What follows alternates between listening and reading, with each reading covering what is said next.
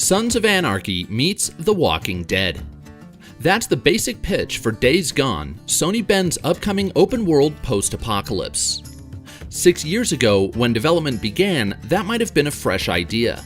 And while we haven't seen many games that dive into biker culture, the pop culture zombie frenzy has descended from its crescendo, and formulaic open-world games are now a dime a dozen.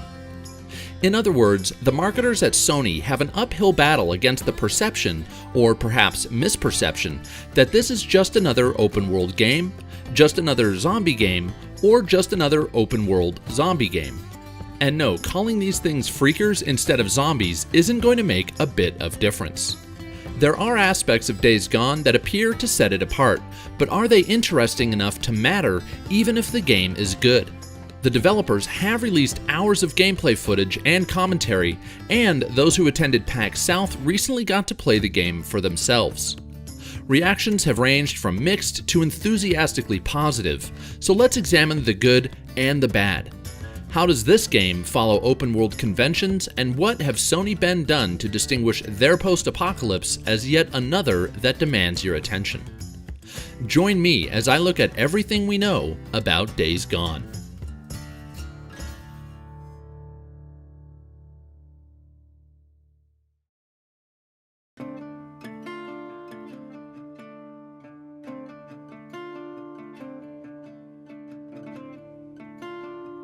Days Gone takes place 2 years after a global catastrophe turned most of the world's population into nimble, zombie-like creatures which have come to be known, for better or worse, as freakers.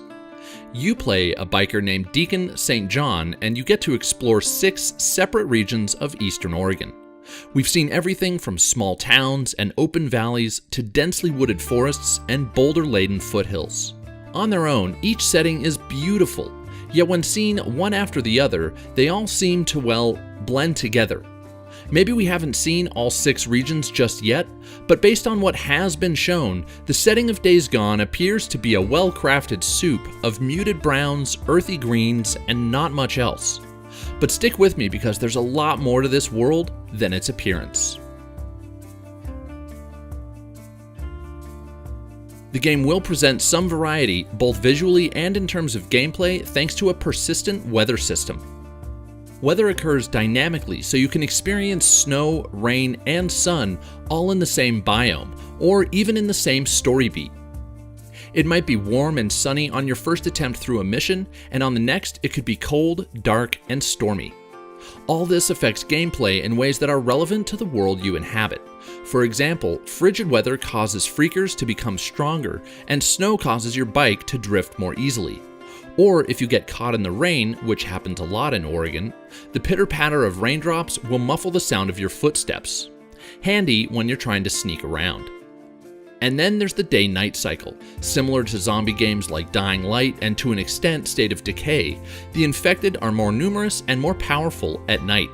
Take shelter in a safe house or be prepared to defend yourself when the sun sets. Enemies also play a role in how environments dynamically change, particularly along the roads and trails. For example, you might be riding along a route you've traveled safely many times before, only to get clotheslined by a booby trap and ambushed by a rival faction. These surprises pop up randomly, so you'll need to stay on your toes. Clearly, the game is aiming for a level of unpredictability, but it's also worth noting just how dark and violent things get. As you'd expect, the script is laden with foul language and dripping with blood, but it's more than that. For example, you can earn respect among the game's several factions by looting freakers for their ears. That's right, infected ears act as a form of currency. The more you collect, the more your peers will show thanks for thinning the world of danger. This may seem gratuitous, but consider this. How else would you prove that you've killed one of these things? It's not like you can snap a pic with your iPhone. I just hope the brutality remains justified without shocking players for the sake of shocking players. Ultimately, it looks like the developers are hoping to create a world that feels believable and unforgiving through dark storytelling and dynamic events that you would actually encounter in a world where it's every man, woman, and creature for himself, herself, or itself.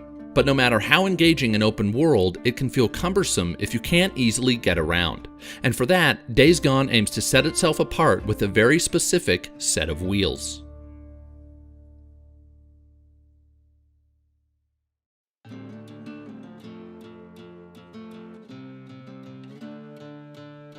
You can't have a game inspired by Sons of Anarchy without letting you hop on your custom two-wheeler. And in Days Gone, your motorcycle has been described as not just a mode of transportation, but more of an extension of Deacon himself. As you add upgrades, your bike changes with you.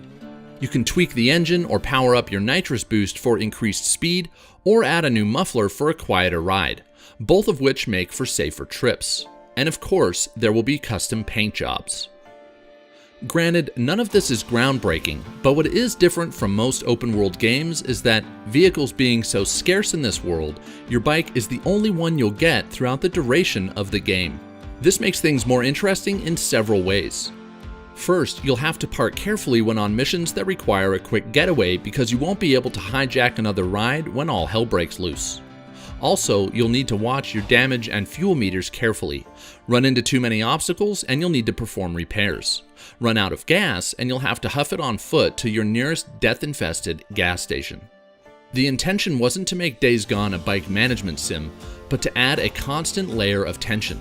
Sony Bend have made it abundantly clear that there are no safe places in Days Gone, so leaving your bike, at least when you don't have to, is almost always a bad idea. If you do manage to stay in the saddle, it looks like rolling around the Oregonian forests and foothills could be a ton of fun. The developers realized early on that in this world, barricades, accidents, and traffic jams frozen in time would block most major thoroughfares. Hence, you'll be weaving between tree trunks and frequently catching some pretty decent air on the side roads and hidden trails. The game does feature fast travel, but if the bike handles as well as one would hope, then it might be worth taking the scenic route instead of teleporting across your map. But riding around is just one part of the gameplay, so let's look at what you'll be doing when you're not getting from point A to point B.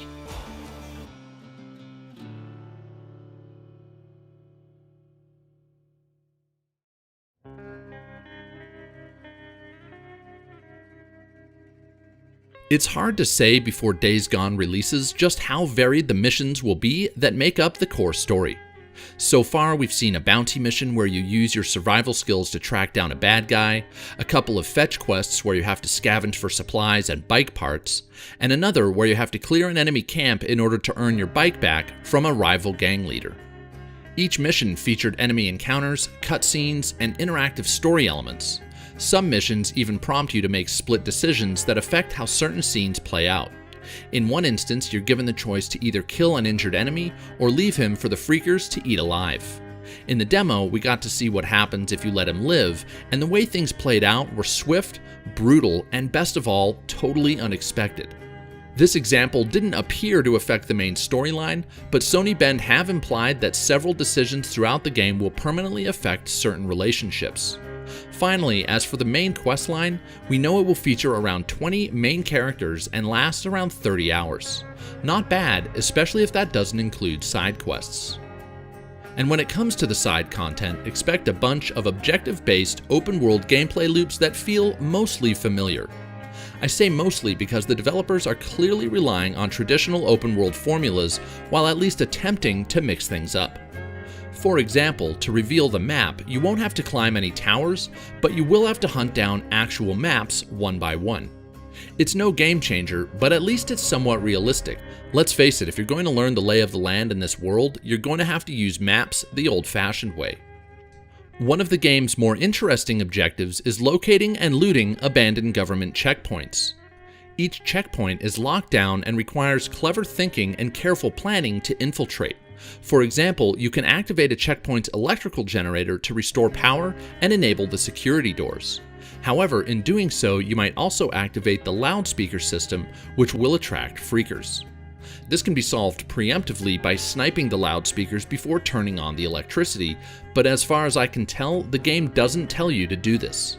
Again, this doesn't reinvent the wheel, but what it does show is that Days Gone expects you to think for yourself when it comes to surviving. And at its core, that's why the zombie apocalypse is so appealing.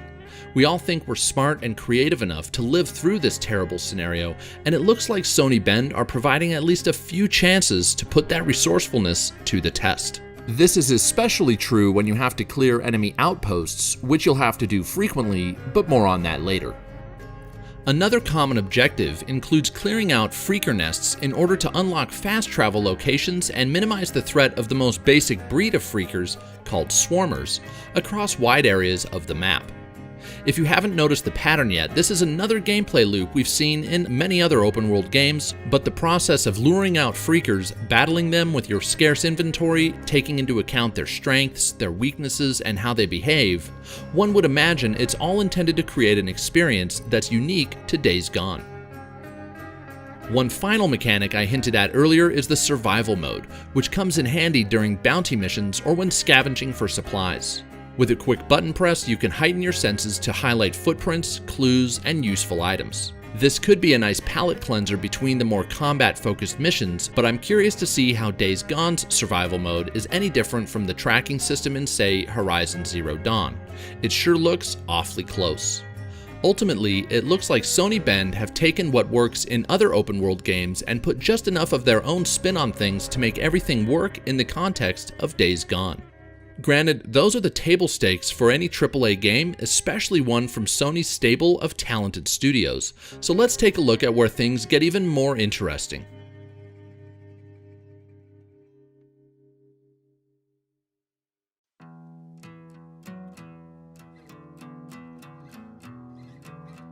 At the risk of oversimplifying, combat in Days Gone appears to come in two forms: tactical and head-on.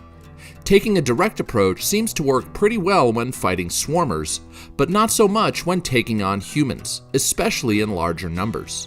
Known in the game world as marauders, human enemies are far more intelligent, and clearing their outposts looks to require stealth, precision, and guerrilla tactics. Part of this has to do with the game's difficulty. You see, in Days Gone, you can't adjust the difficulty setting. Or, to put it another way, it has just one difficulty setting: hard. Jeff Ross, game director at SIE Bend, justified this decision quite simply in an interview with Game Informer. "The game, quote, is just not very good when it's easy," said Ross. "It's a way more exciting game, it's a lot of fun, and it kind of speaks to the fantasy of the apocalypse by being a challenge." As a gamer who likes a challenge, this was music to my ears. It means that when you're clearing an enemy camp, you won't be able to change the game to meet your level of skill. Instead, you'll have to adapt your tactics to meet the game's level of challenge. Games that do this tactfully while offering players the right set of tools are often more rewarding for it. As for your toolkit in Days Gone, crafting is a big part of the game. From Molotov cocktails to first aid supplies, you can craft items on the fly. But your resources are limited. No matter how stocked your arsenal, it looks like you'll always want to start each ambush with a strategic approach, at least when you're up against a group of marauders. So, how about you reset that bear trap to take out that annoying patrol? Then maybe lure in some nearby swarmers to take out a few more. And once the gunfire does begin, be prepared to hone your aim during some tense, cover-based standoffs. As for taking on infected enemies, at least in smaller numbers, this is where the combat appears pretty easy. Maybe too easy. From how things look, Freaker AI seems very basic, and it looks like you can take out run-of-the-mill breeds with one shotgun or pistol blast, or even one swing of your Louisville Slugger.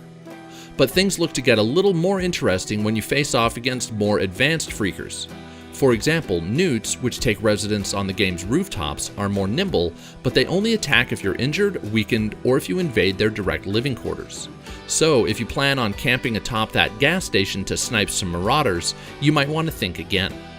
And then there are runners, infected wolves that are fast enough to knock you off your bike.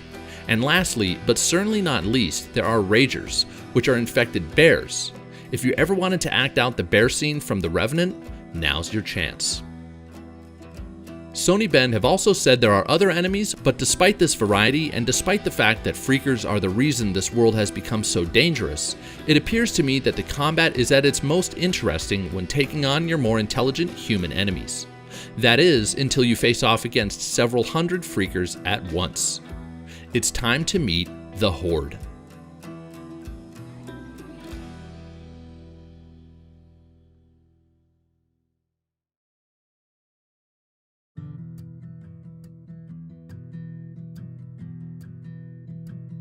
Much of what we've seen in Days Gone so far looks good, but it's the Horde that offers what looks to be the most interesting gameplay loop of the entire game. In a nutshell, you'll occasionally run across a massive swarm of freakers feeding on a mass human burial site.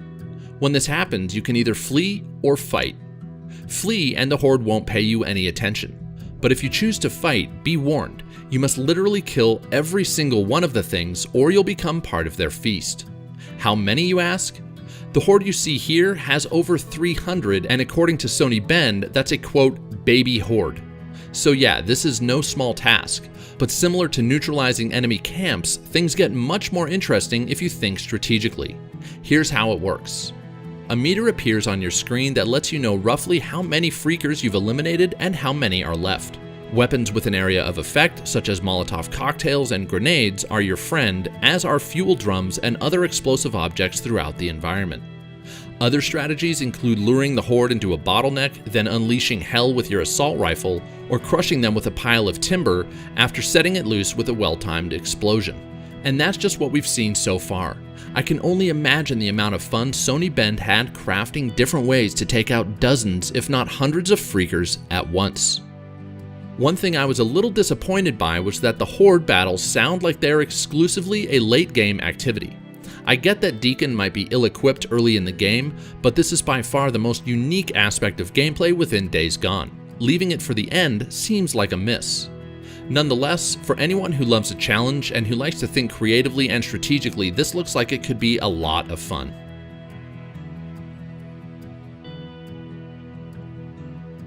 So there you have it. Thank you so much for watching the entire video. You can find all the articles and videos I used to research this video in the description. I have to say, everything I've seen has made me more excited now than ever to play Days Gone when it releases. But as with any game, I encourage everyone to wait for the reviews to hit before spending your hard-earned money. If you enjoyed this video, give me a thumbs up. If you didn't, give me a thumbs down. And if you never want to miss any of my content, all it takes is clicking that subscribe button. And until soon, we'll see you in the next video.